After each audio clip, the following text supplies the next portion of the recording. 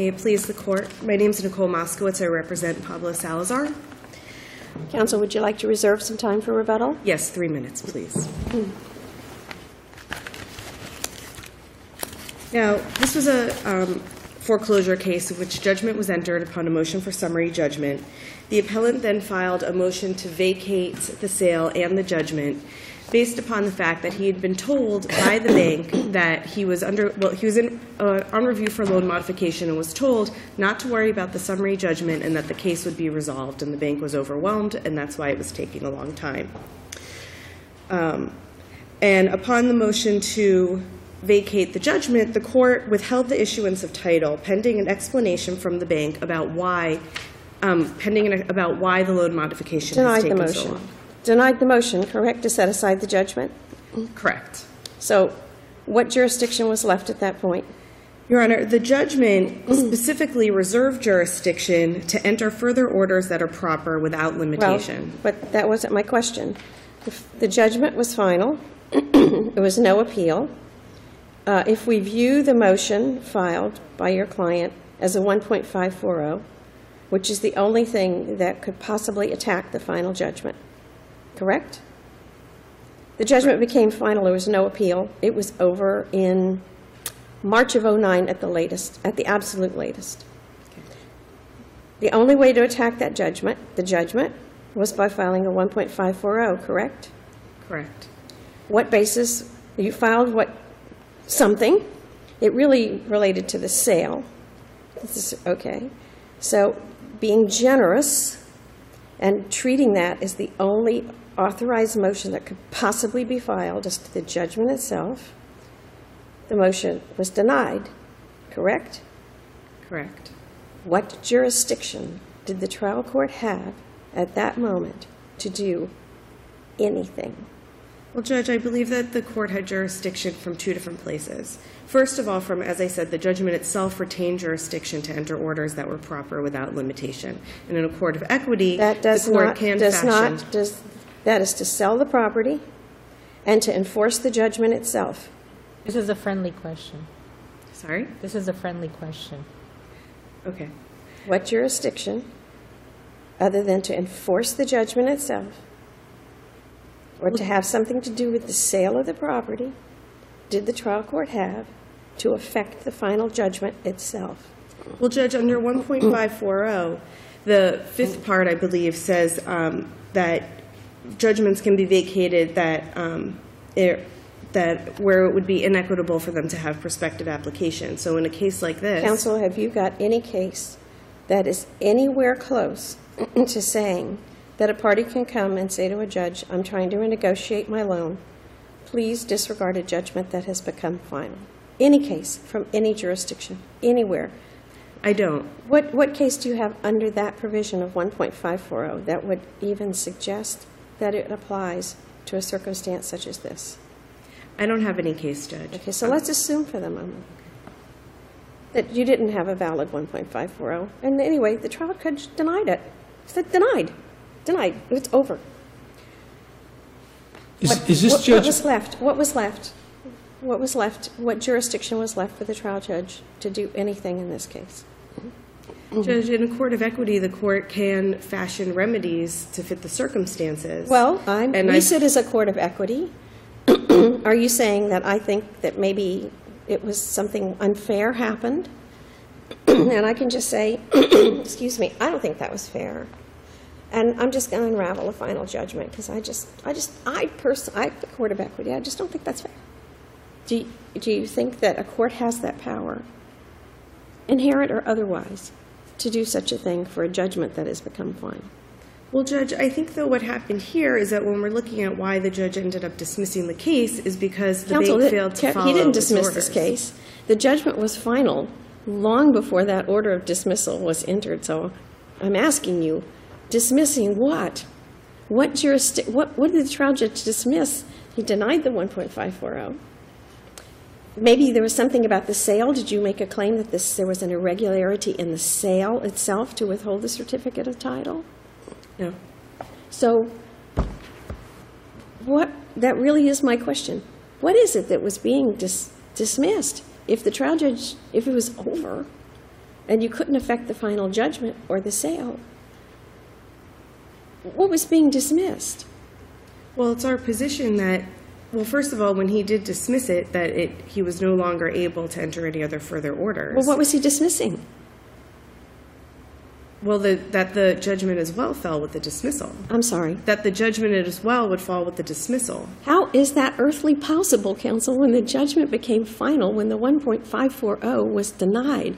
The trial court didn't have jurisdiction anymore to dismiss what? I'm having a hard time grasping. Your Honor, may I ask a question? Is it your position, counsel, that the final judgment is in effect or it's not in effect? That it's not in effect once the judge dismissed the case. And it's not in effect because the judge dismissed the case? Okay, so your position is there is no final judgment? Correct. But If we were to dismiss this appeal after the judgment, does that mean that if we were to dismiss an appeal, there's a final judgment entered, and someone appeals and we go, oh, we don't think there's jurisdiction here, we dismiss the appeal. Does that mean that final judgment is a nullity? Does that make a final judgment a nullity because we enter an order of dismissal? No, this is a different court. But how can you, the only way you can get rid of a judgment is to vacate a judgment. You can't dismiss a judgment. You can dismiss a pleading, you can dismiss, a party's complaint, you can strike a pleading, but you can't, the only way you can get rid of a judgment is to vacate it. So how exactly, I'm sort of perplexed by it. Because the trial court denied, if we're generous and treat that motion that was filed afterwards as a 1.540, frankly, it doesn't state any 1.540 ground, but even if we were to treat it as though it did, the trial judge denied the motion, which meant the final judgment was beyond reach. He could enter an order saying, I'm the King of England, and I'm going to dismiss it. It doesn't change the law with regard to finality. So I'm trying to figure out how even we even got here. I'm trying to grasp a jurisdictional straw here. I mean, you could dismiss if someone comes in, I guess there's a judgment and someone comes in, and that happens on occasion, not in this case, but where a homeowners association comes in and tries to get their association fees after a final judgment. You can dismiss them, saying you don't have jurisdiction. That would be appropriate, but the judgment's still in play. So that's sort of where I'm troubled. You can only dismiss something saying either we don't have jurisdiction, or I'm dismissing it because it's improper. It's an improper claim that you're making in this case. I understand what you're saying. However, it's our position that the specific language of this judgment, that the court retains jurisdiction of this action to enter further orders that are proper, including without limitation, writs of possession, deficiency judgments, and then it goes on about. But in a foreclosure action, what is left? To sell the property. Because the foreclosure judgment has an attorney's fee provision. Attorney's fees are given to prevailing counsel. It says go forward, sell the property within X number of days. That's all that's left. Surely you cannot be suggesting because a court retains jurisdiction to do whatever is proper, the trial judge can go next day, I think that you should build a condo on that parcel of property, and I think it would be very valuable to people, so I'm going to enter an order saying build a condo on it.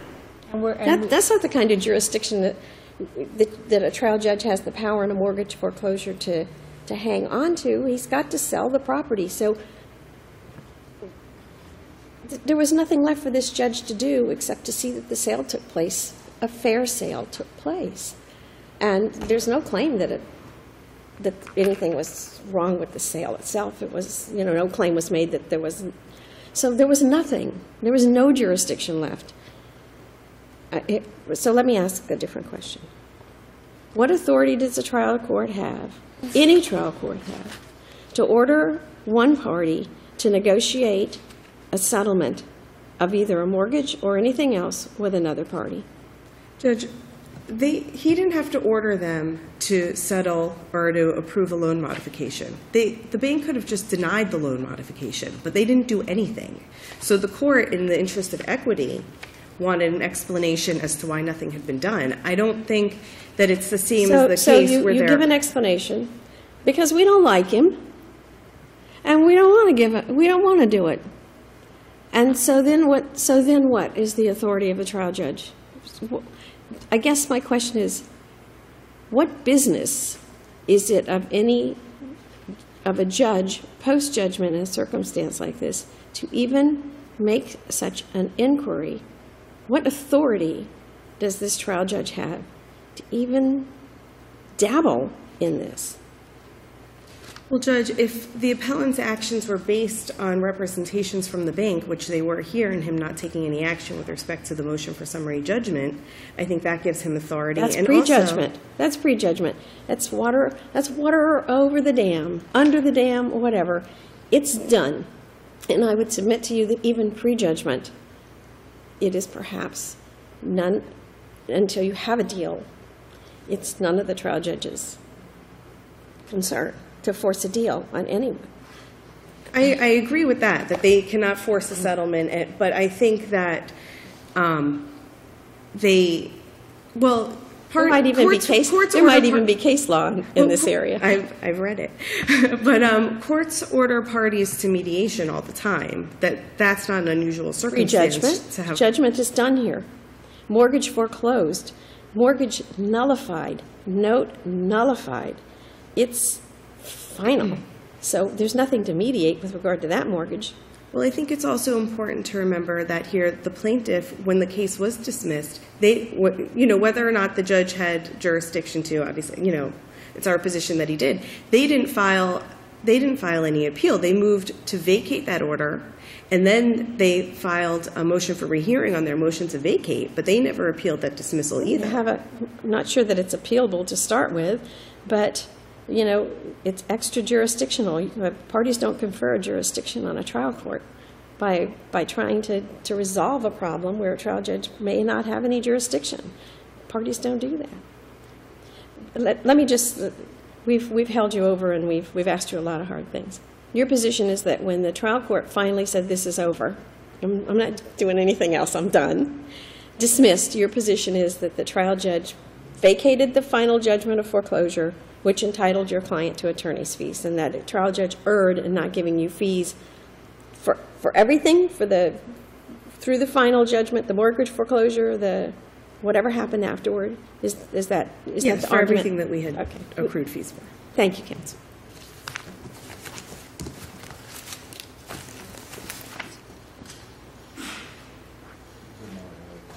Your Honors, my name is Bart Heffernan, and I represent the appellee in the case. May it please the court. Mr. Heffernan, did you represent the bank below? I'm sorry, Judge? Did you represent the bank below, in the trial court below? The trial judge ordered your client, the lawyer for your client, perhaps with or without authority or jurisdiction or whatever, to come and give him information. Yes. How many times? Twice. Yes. Twice. Did someone from the bank show up? Apparently, from what I've read, the bank representative appeared by phone at the second hearing, and that was any explanation ever given why the bank didn't show up to make the explanation a trial judge ordered in a written order? Judge, I don't know. Well, when someone orders you to do something, a trial judge orders you to do something, even if you think they don't have jurisdiction, you don't just ignore them. No. Not appropriate. No, I agree with you completely. So what is the argument here with regard to the attorney's fees that the other side claims that they're entitled to? Well, Judge, I think what happened in this case, like you said, I mean, the final judgment is entered January 6th of 2009. 8 months later, they file a motion to set aside the judgment. That motion is denied October 12th of 2010. I think it's 3 years later, there's a motion, they objected to a sale, or they objected to they objected to a lot of things. Well, the trial judge denied the motion but withheld the certificate of title. Right, that's correct.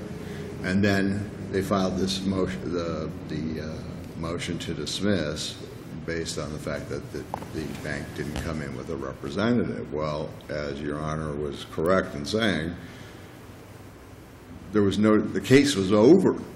On January 6, 2009, the judgment was entered. No appeal was taken. No motion for rehearing was filed. As a matter of fact, the motion to set aside the judgment was filed 8/10 of 2009, but not even set for hearing until February 2nd. So the case is over, so I'm just not going to bother to do what you ask me to do or order me to do. Case is over.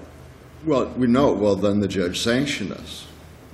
And then at the end of the case, when counsel came in and said, well, we want our fees, he said, well, yes, you're entitled to your fees for the sanctions for the bank not appearing. And he said, I'm not going to allow the sale to go forward until the bank explains why he wasn't given a mortgage mod, I'm sorry. Judge, in my brief, and I was So the trial judge is withholding the certificate of title. Yes. And not letting the sale go through until the bank comes and explains why you won't renegotiate a mortgage that's now been canceled, foreclosed, and is done forever. Right. And Judge, if I might, in reviewing my brief last night, I realized, in looking at my notes, on page 8 of the brief, the bottom of the first paragraph, there was supposed to be a cite in there to, it was not the paralegal or I'm not sure who left the cite off, but it was Vargas versus Deutsche Bank, which says that the court doesn't have any authority to order a modification, doesn't have any authority to get involved in the procedure, doesn't have any authority to order a modification. That's 104 Southern 3rd, 1156, which is the third So district. what's the status of this property as reflected in the record? I think Mr. Salazar still lives there.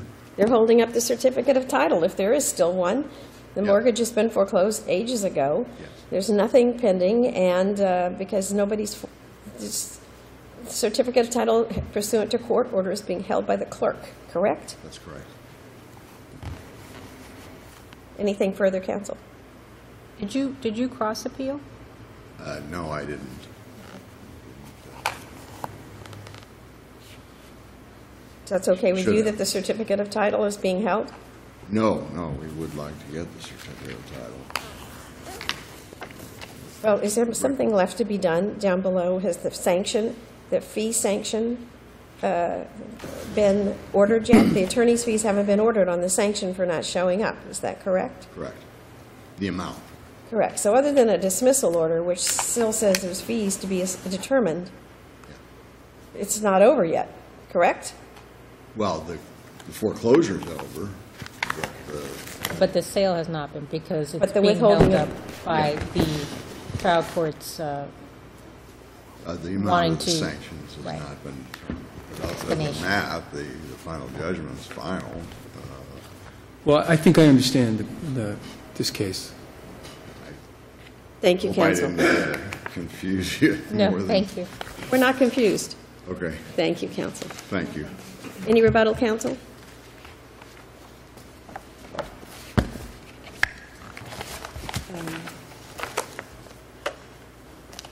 Sorry, I lost my train of thought.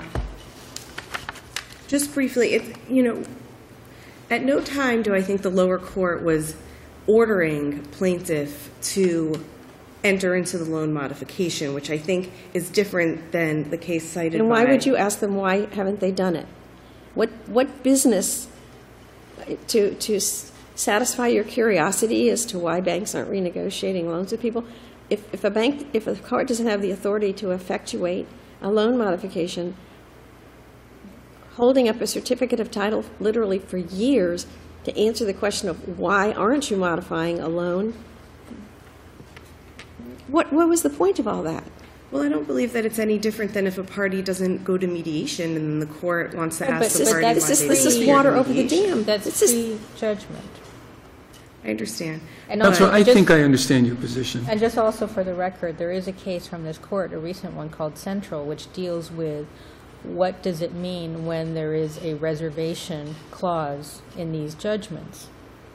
And it, you know, it doesn't mean what we're asking us to write. Thank you, counsel. Thank you both.